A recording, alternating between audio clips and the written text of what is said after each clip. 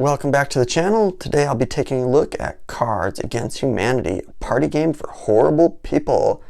It is a game for 4 or more players, ages 17 and up. The goal of the game is to play the card that has the best punchline. So to set up, each player is given 10 white cards, and the black cards are shuffled and put in a central location. The person who, and I'm not making this up, the person who pooped most recently is called the card czar. And the card czar is the one who runs each round, and each round the card czar rotates. So to play, the card czar will draw a black card. And it'll either be, before we draw it, we'll show you the types of cards. It will either be a question, such as, why am I sticky? A fill in the blank, such as this one, or a fill in the blank with 2 blanks. And then it'll say, pick 2 cards. We'll get over that in a second, but so it'll be one of those 3 cards. And then the card czar will draw a card and read it to everyone. So here we go. For example, what's that sound? The card czar holds a card, and everyone else looks at their 10 cards, and they pick a card that would be the best answer, the funniest answer to the black card. If it's a fill in the blank, it'd be the card that would fill in the blank, and if it's a 2 blanks, they'd pick 2 cards for that. So you pick your one. Let's see, what's that sound? What should we pick for a good one? Ouch. Ha! They make a card of silence? Sorry. Oh.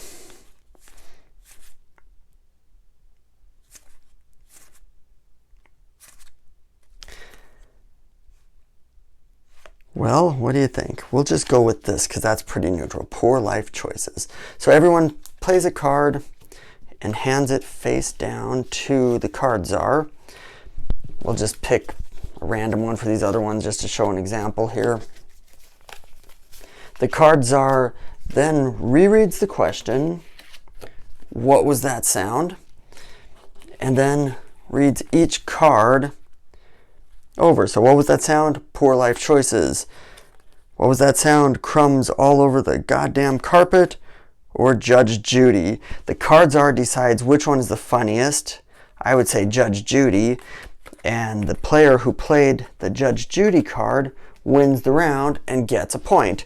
You can keep points however you want. It doesn't say in the book, but I found the easiest way is they just get the black card. So if player number 3 played the Judge Judy, player number 3 gets the black card. At the end of the round, everyone discards the used white cards by just putting them back into the box and draws a new card or 2 to get them back up to 10 cards. And the card czar moves on. It doesn't say how a new card czar is picked. I would suggest just going clockwise. So then this player would be the next card czar and draw a new card. Now if you're this example, there's 2 cards. So you would pick, I never understood, let's say liberals. So you'd play the first one face down, and then the next one until I entered, ouch, a ball of earwax, semen, and toenail clippings. Sure. So you'd play them like that. The card czar should not know who played the funny card either. But that is it. That's the basics of the game. The rules do not specify an ending condition, so I would suggest picking a number of points, such as, play till 7 points, play till 10 points.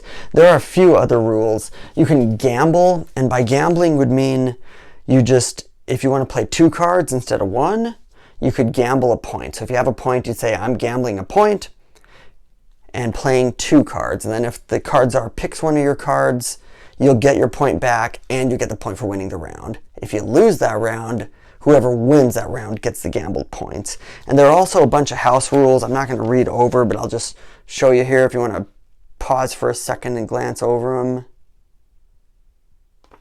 And then there's another whole page of house rules here.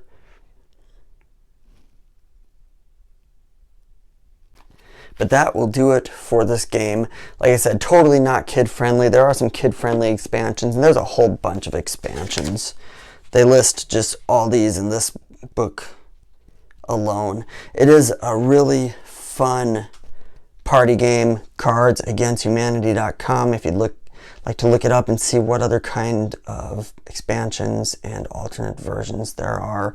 I would highly recommend it if you've got a group of people who really aren't into the typical board game stuff. This one is nice and fun and casual and filthy and worth playing. I love it, and I hope you do too. Thanks for watching, and see you next time.